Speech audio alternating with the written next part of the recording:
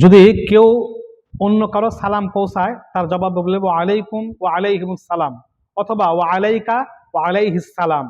কেউ এসে যদি বলে আপনাকে অমুকে সালাম দিয়েছে, তাহলে উত্তর দিতে হবে ওয়া আলাইকা ওয়া আলাইহিস সালাম। এভাবে উত্তর প্রদান করতে হবে। সালামের উচ্চারণ সঠিকভাবে করা জরুরি। আসসালামু আলাইকুম, সালামু আলাইকুম, আসসালামু আলাইকুম, সালামু আলাইকুম ইত্যাদি বলা গুনাহ। স্পষ্ট করে বলতে হবে আসসালামু আলাইকুম ওয়া রাহমাতুল্লাহ। স্পষ্ট শব্দে সালাম দেওয়া জরুরি। অন্য কোনো সালাম দিলে অর্থ বিপরীত হয়ে যাবে।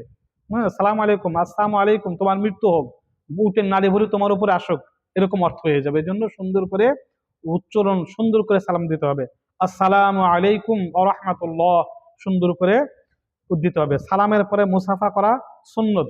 দুই হাত দ্বারা, এক হাত দ্বারা না, দুই হাত, দুইজনে দুই হাত দ্বারা মুসাফা করা। এতে দুইজন পৃথক হওয়ার আগে আল্লাহ পাক তাদের গুনাহ মাফ করে দিবেন। সাক্ষাতের সময় বা বিদায় নেওয়ার সময় মুসাফা করা। মহানবী সাল্লাল্লাহু আলাইহি সাল্লাম মুসাফা করতেন, সাহাবায়ে কেরাম মুসাফা করতেন। হ্যাঁ, মুক্ত হাতে মুসাফা করা সুন্নত। মুসাফার ভিতরে কোনো কিছু নেওয়া, টাকা পয়সা রাখা, এটা সুন্নতের খেলাফ। মুসাফার পর নিজের হাত চুমু দেওয়া, নিজের হাতে বুকের উপর রাখা সুন্নতের খেলাফ। চুমু দেওয়া অথবা বুকে রাখা এটা উচিত না। কারোর সঙ্গে এমন সময় মুসাফার জন্য হাত বাড়াবে না যখন সে কোনো কাজে, বিশেষ কাজে ব্যস্ত আছে। কোনো মজলিসের সকলের সঙ্গে একাধারে মুসাফা করতে গিয়ে মজলিসের ধারাবাহিকতায় বিঘ্ন ঘটানো অনুচিত। সবার সাথে এইভাবে মুসাফা করার প্রয়োজন নেই, এতে দিতে হতে পারে। মুসাফা করতে গিয়ে কাউকে কষ্ট দেওয়া অনুচিত, যে সে করতে পারতেছে না জোর করে করলাম, এটা উচিত। মুসাফার সময় হাত ধরে ঝাঁকুনি দেওয়া সুন্নতের খেলাফ, ঝাঁকুনি দেওয়া যাবে না। মনে রাখতে মুসাফা এবং হ্যান্ডশেক কখনোই এক কথা নয়।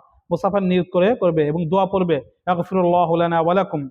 এই মুসাফা দোয়া ছাড়া, সুন্নত তরিকা ছাড়া মুসাফা করলে কোনো লাভ হবে না। মুসাফা দ্বারা দুই ব্যক্তির গুনাহ মাফ হয়ে যায় এবং এই জন্য সুন্নত মোতাবেক করতে হবে। আমিন।